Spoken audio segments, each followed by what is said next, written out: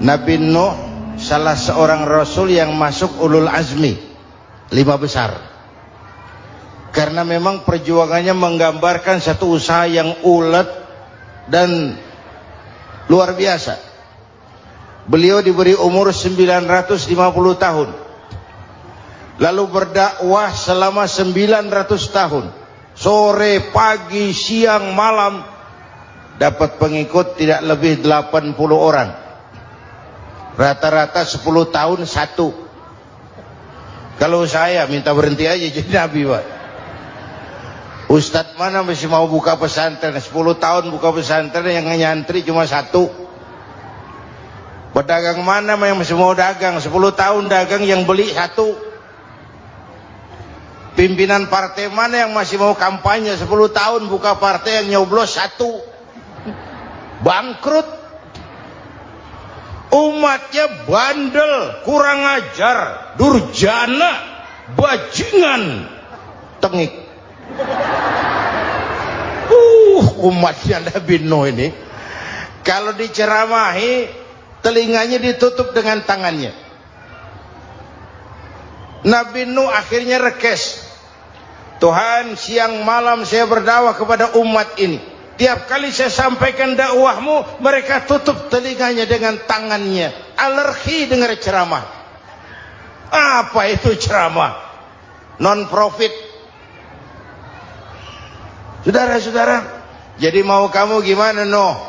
Sudah Tuhan, habiskan saja orang kafir. Nanti kalau punya anak, anaknya pun kafir lagi. Lebih baik bapak moyangnya sikat habis. Biasanya kalau bapak kalong, anak kampret. Bapak nyolong, anak nyopet. Fotokopi gimana aslinya? Habiskan saja. Itu mau kamu, Nuh? Iya. Oke, nanti aku turunkan banjir, Nuh. Buat kapal. Dengan apa saya harus buat kapal, Nuh? Ya dengan kayu, kata Tuhan. Kayunya dari mana, Tuhan? Ya dari pohon, Nuh. Pohonnya belum ada, Tuhan. Ya tanam dulu, Nuh. Bikin kapal, kayunya nanam pohon. Apa artinya? Perjuangan perlu kesabaran. Sukses itu ada prosesnya. Nggak bisa simsalabim abracadabra lalu kita mau sukses. Semua ada prosesnya. Walaupun kenyataannya begitu. Sukses banyak bapaknya, gagal itu yatim. Kalau kita sukses banyak yang ngakuin. Yang baru ketemu pakai manggil encing. Ketemu baru, tapi sukses banyak bapaknya. Gagal yatim, gak ada yang mau ngakuin kalau kita gagal itu. Udah bikin kapal dengan kayu di tengah kampung, bikin kapal ini. Bayangkan di tengah kampung bikin kapal, orang kafir makin menjadi-jadi. Lihat Nuh, kenapa? Makin sarap. Bikin kapal di tengah kampung, mau belayar kemana? Tuh lihat, kalau orang nggak tahu tujuan, mountain setengah jalan. Proses yang dinilai bukan finalnya. Ya kayak gitu kesimpulannya. Saya enaknya sendiri. Bikin kapal. Kapal mendekati selesai. Ini orang kafir rame-rame datang ke kapal Nuh. Mau apa? Buang najis. Sakit perut berangkat ke kapal Nabi Nuh. Nongkrong. Dapat 2-3 tumpuk pulang. Lantai kapal dengan najis manusia. Inilah perjuangan. Bukan jalan raya lurus bertabur bunga di kanan kirinya. Banyak ondak dan duri, fitnah, caci maki, antipat, segala macam. Nuh. Ada orang tua dasar kafir, kurang ajar, sudah stroke berangkat juga ke kapal Nuh. Mau buang najis, pincang-pincang digotong orang. Selesai buang najis, dia bangun mau pulang, pegangan tiang kapal terpeleset, jatuh di atas tumpukan najis. Terjadi keajaiban, yang struknya sembuh, lumpuhnya hilang, Berangkat digotong-gotong, pulang jalan gagah sekali. Tapi orang kampungnya heran, ente sudah sembuh? Sudah. Berobat di mana? Kok begitu paten? Di kapal Nuh. Masih banyak.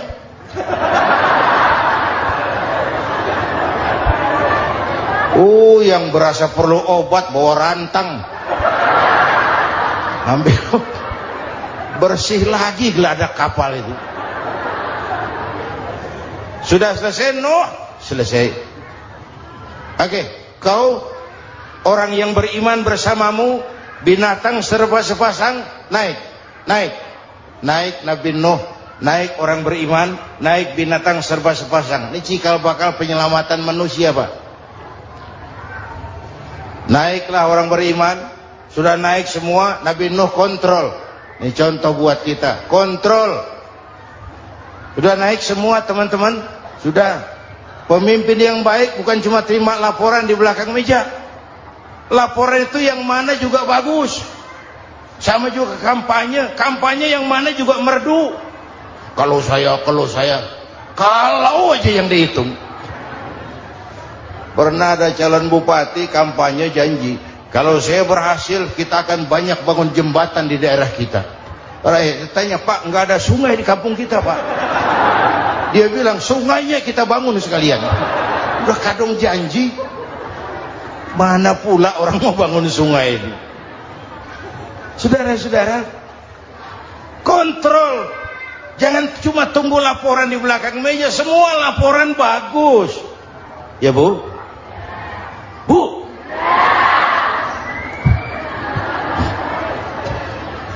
Nabi Nuh kontrol. Sudah naik semua? Sudah Nuh. Pulan bin Pulan naik Nuh. Paimin bin Tukijo naik, kami lihat naik. Ada orang Jawa juga Kiai? Ada. Sudah kontrol, Kanan anak saya ikut nggak naik kapal? Kami tidak lihat itu Nuh. Kanan, ini potret. Bapaknya aktif ke masjid, ibunya rajin ke majelis taklim, anaknya keleleran kemana-mana. Bukan di sini, di Prancis. Udah di sini insya Allah sama.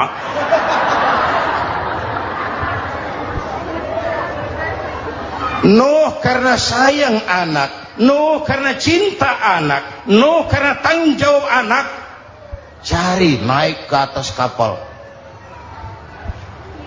Lihat Kanan, anak saya. Nggak lihat Nuh. Turun ke ruang bawah, periksa lagi. Mang, ayah Kanan di dia. Jamaah Tasik ini rupanya di dalam. Tuh ayah Mang. Ayah ke mana ya budak ini? Turun ke bawah, tanya lagi. Ono Kanan toh? Ora nano raketo. Rombongan Jawa Tengah. Naik ke atas buritan. Dari buritan kelihatan ternyata Kanan tidak ikut naik kapal, kumpul di darat bersama orang kafir. Ini potret kita sekarang. Kumpul sama orang kafir, hanyut anak-anak kita, ditelan budayanya orang kafir, ditelan tradisinya orang kafir, ditelan pergaulannya orang kafir. Nuh karena sayang anak dari atas manggil. Dalam Quran dijelaskan itu. Karena Nabi Nuh di atas, Kanan di bawah, teriak, ya bunayyarkam ma'ana. Begitu dalam Quran ayatnya. Cuma ini pakai gaya memanggil supaya kelihatan ke gambar, kira-kira Nuh manggilnya begitu. Ini namanya gaya dakwah, Pak. Kalau ceritanya datar nggak menarik. Maka Nuh memanggil Kanan, ya bunayyarkam ma'ana. Kata yang dengar, ini gaya orang manggil, ya bunayyarkam ma'ana. Kanan, kesini nak, naik kapal sama papi. Kata Kanan di bawah itu, enggak mau papi, John di sini saja. Kata Nuh, jangan nak, Allah sedang murka, akan turun banjir. Kalau datang banjir papi, sa'awi ila jabalin ya'simuni minal ma', saya akan naik ke gunung tinggi yang bisa menyelamatkan saya dari banjir. Kan'an naik ke gunung, gunung dihantam banjir, Kan'an mati. Sampai sekarang. Yang kelima, Nabi Musa, kisah Muharramnya ini. Lahir dalam kondisi yang sulit. Karena Fir'aun mimpi akan lahir seorang anak dari keturunan Bani Israel yang akan menghancurkan kerajaannya. Kata Fir'aun, sudah lahir belum anaknya? Belum. Kalau gitu mulai malam ini laki-laki dilarang bergaul sama istrinya. Semua perempuan hamil di bawah pengawasan negara. Mulai hari ini kalau lahir anak laki-laki terutama Bani Israel, penggal. Satpol PP disiapkan. Udah ada kayaknya. Ada. Patroli. Bayangkan, nah Fir'aun itu bikin undang-undang seenaknya sendiri. Apalagi merasa kekuasaannya dalam ancaman. Penguasa manapun kalau merasa dalam ancaman, panik. Padahal kekuasaan itu kayak harimau. Makin lama ditaiki, makin sulit turun. Kenapa? Karena macannya makin lapar. Naik terus capek, turun dimakan harimau. Serba sulit. Saudara-saudara, kalau kita mau belajar dari Pak Harto, saya melihat kekurangan Pak Harto cuma satu, terlambat berhenti.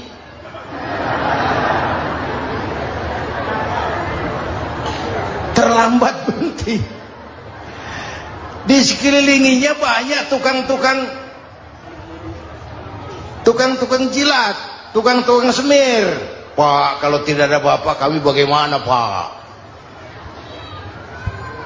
Saudara hadirin yang saya hormati, maka sering saya ingatkan, temanmu yang sejati adalah teman yang membuat kamu jadi benar, bukan teman yang selalu membenarkan kamu. Berapa banyak pejabat-pejabat hancur karena selalu dibenarkan oleh lingkungannya. Bapak benar, Pak. Bapak bijaksana, Pak. Itu tepat, Pak. Benar. Buang angin pun kata kelilingnya, oh bapak sehat. Temanmu yang sejati, teman yang bikin kamu jadi benar, bukan teman yang selalu membenarkan kamu. Bapak Ibu hadirin yang saya hormati, tapi kehendak Allah terjadi. Lahirlah Musa.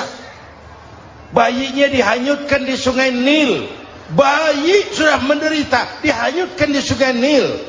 Dan akhirnya besar di lingkungan istana Fir'aun. Diriwayat oleh Ratu Aisyah, perempuan Fir'aun. Setelah mulai berjuang, terjadilah itu. Musa dan pengikutnya dikejar oleh Fir'aun. Sampai di tepi laut, Allah wahyukan Musa, lempar tongkatmu ke laut. Dalam kondisi darurat, mukjizat tiada jalan. Kondisi darurat. Kalau tidak, mukjizat itu maunya Allah, bukan maunya Nabi. Nabi nggak kuasa. Allah yang mau. Tapi hidup Nabi bukan mukjizat, manusiawi. Tidak mentang-mentang ada mukjizat tongkat, tiap sulit main tongkat. Nggak usah berjuang kalau begitu. Itu darurat menyelamatkan umat. Tongkat dilempar ke laut, laut terbelah. Laut terbelah. Itu secara visualnya bisa kita lihat dalam film The Ten Commandments. Udah nonton belum? Urusan nonton kalah sama Ustadz bagaimana sih? Ten Commandments, 10 firman Tuhan. Tekniknya bagus loh. Bagaimana laut terbelah. Musa lewat, Fir'aun mengejar. Musa sampai di ujung sana, Fir'aun masih di sama tengah perjalanan. Laut nutup kembali. Laut menutup kembali, Fir'aun tenggelam. cengap-cengap di lautan. Begitu nafas sampai di tenggorokan, Fir'aun sambil cengap-cengap itu, amantu bi Rabbi Musa wa Harun. Duh, kalau begini mah saya juga percaya sama Tuhannya Musa. Malaikat maut jengkel, goblok loh, terlambat sekarang, ditenggelamin terus, modar. Musa selamat, Fir'aun mati, jenazahnya, jasadnya terdampar di pinggir laut. Beberapa waktu kemudian ditemukan orang, dimumi, dibalsem, diawetkan. Itu sesuai janji Quran, wa kadzalika nunajjika bi badanika litakuna liman khalfaka ayah. Kami selamatkan badan kamu agar jadi pelajaran bagi orang-orang sesudah kamu nanti. Janji Quran tepat. Janji itu 14 abad yang lalu. Jasad Fir'aun ditemukan, dimumi, diawetkan, dibalsem di bawah nama Farao Ramses II. Sekarang tersimpan di Museum Negara di Mesir. Kapan-kapan nanti ibu main ke Mesir, mampir. Naik ojek paling berapa itu? Oh, orangnya tinggi, hidungnya mancung, pokoknya pantaslah jadi Fir'aun. Selamatnya Musa di kejaran Fir'aun di ujung sana itu terjadi pada hari ke-10 bulan Muharram, yang oleh orang Nasrani diperingati dengan hari raya Paskah. Mereka melaksanakan puasa, mensyukuri nikmat keselamatan dari kejaran Fir'aun. Makanya kalau kita ikut puasa di bulan Muharram, bukan mengikuti syariatnya Nasrani, salah. Karena Nabi mengajarkan, itu sumbernya, bukan ikutan sama ibadahnya Israel. Tapi memang agama ini kan merupakan mata rantai. Datang Rasul baru melengkapi Rasul sebelumnya, datang Rasul baru melengkapi Rasul sebelumnya. Mata rantai yang berkaitan. Setelah Muhammad selesai, selesailah tugas Nabi dan Rasul. Selesailah misi Nabi dan Rasul. Tidak ada Nabi lagi sesudah Nabi Muhammad. Itu harga mati, titik. Gak ada kompromi. Siapapun sekarang ini nggak datang ngaku jadi Nabi, wajib tidak percaya. Wajib tidak percaya. Tapi kaitannya memang, kita bilang Nasrani, orang bahasa Arab, bahasa Ibraninya Nazaret, Nasiroh, Nazaret. Itu beda dialek. Kita Daud, dia David.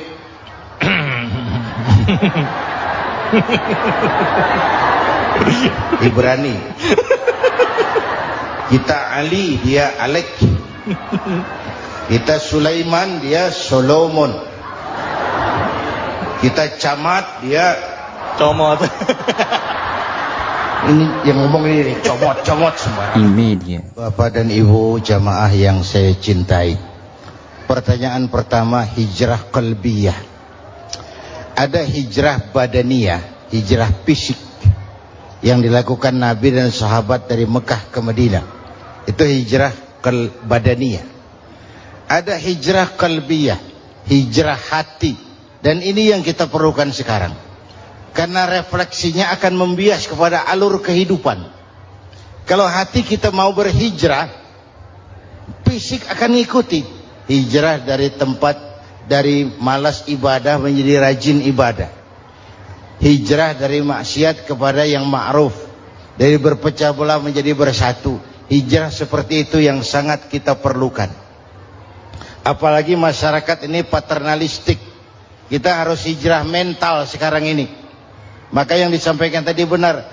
Seorang ketua MK siap mengundurkan diri kalau terbukti anak buahnya terlibat suap.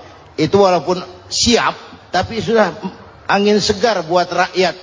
Bahwa masih ada banyak insya Allah pejabat kita yang punya harga diri.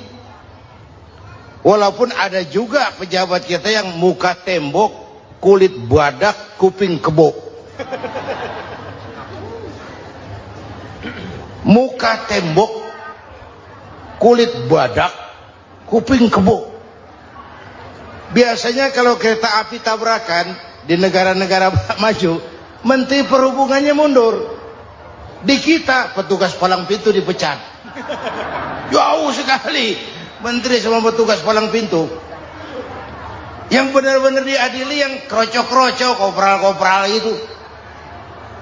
Padahal hadisnya jelas, ar-rashi wal murtashi finnar, yang nyuap dan yang nerima suap dua-duanya neraka.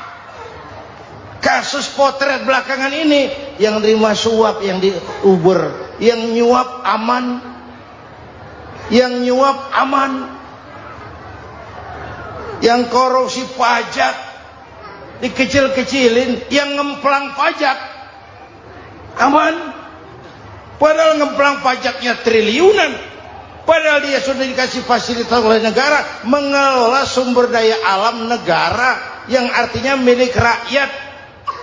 Dia harus bayar pajak, uang pajaknya dikumpulkan bagi sebesar-besar kemakmuran rakyat. Itu tindakan merugikan rakyat. Karena itu betul, saya setuju, hijrah qalbi yang perlu kita lakukan sekarang. Hijrah hati. Kita ini bangsa Indonesia, seperti timnas. Timnas sekarang anak-anak muda sudah berani pakai baju PSSI. Iya. Kenapa? Menang. Coba kalau kalah terus, nanti menang. Tapi bangsa Indonesia itu memang seperti timnas, namanya kesebelasan. 11 orang. Walaupun ada pemain bintang, ya ada presiden, gubernur, menteri, itu bintang-bintang. Tapi bintang baru ada artinya kalau dibantu 10 pemain yang lain. Cristiano Ronaldo, siapa itu? Penyerang tengah Real Madrid, bintang. Lionel Messi, siapa lagi? Barcelona, bercelana.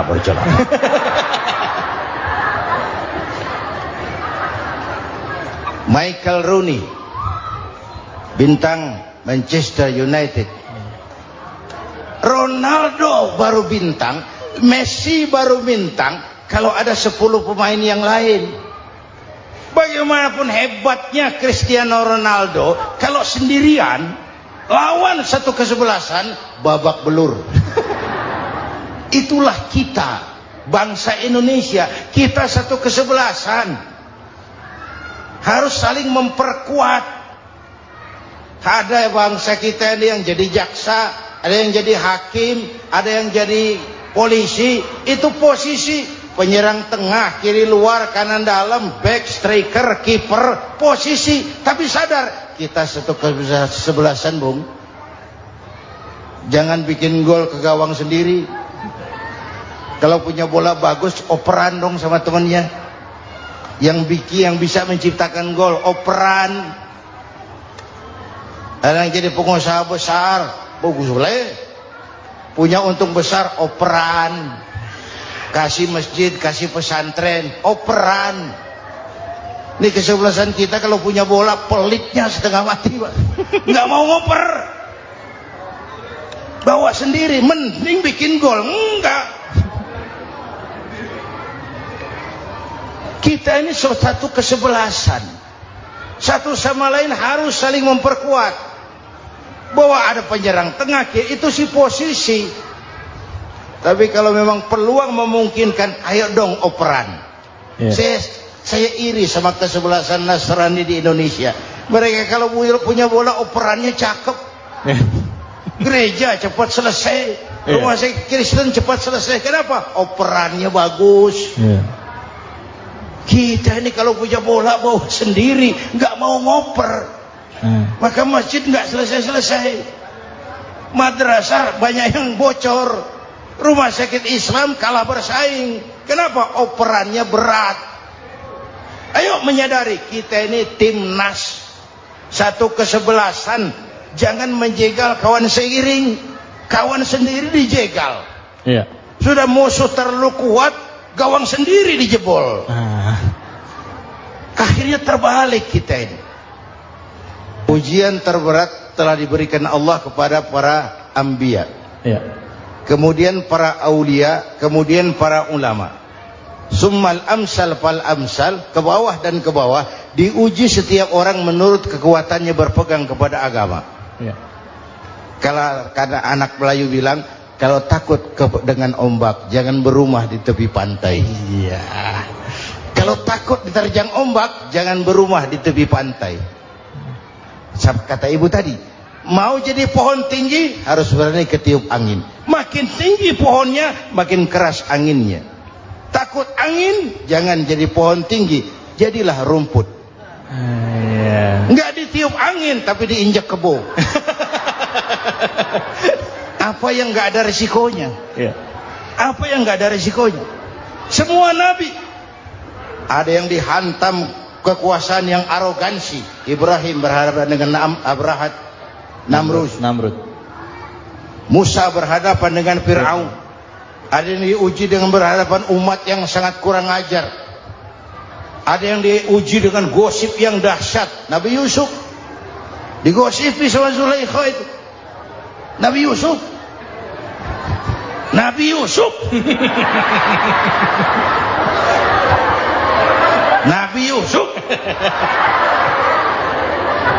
Ya. Yang namanya gosip itu kan menyebarkan keburukan orang. Kalau benar saja hukumnya ghibah. Ya. Kalau salah hukumnya fitnah. Fitnah lebih bahaya dari pembunuhan. Benarnya ghibah, salahnya fitnah. Saudara hadirin yang saya hormati, jadi resiko itu biasa. Tidak ada yang tanpa resiko. Kalau takut ombak, jangan berumah di tepi pantai. Ya. Tinggal bagaimana kita menyikapinya. Kalau kita dewasa, ini bagian ibadah saya kurang. Mungkin karena dia omongin orang, tambah pahala saya. Mungkin karena dia omongin orang, tambah pahala saya. Maka saya ngadepi gosip, sepatah pun saya nggak ngomong. Saya cicing. Saya percaya masyarakat tuh punya filter. Amin. Saya percaya Tuhan tuh nggak tidur. Kemudian melahirkan kita ke alam dunia ini, secara biologis bahan kita sama, dan tidak itu yang menentukan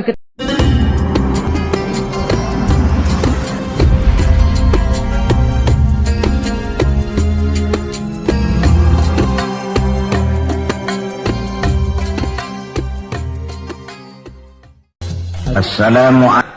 Jelas? Apaan? Pokoknya jelas. Bukan, kalau mau saya catat besok berangkat. Ini gampang kok ini urusan ini. Barangkali kalau sudah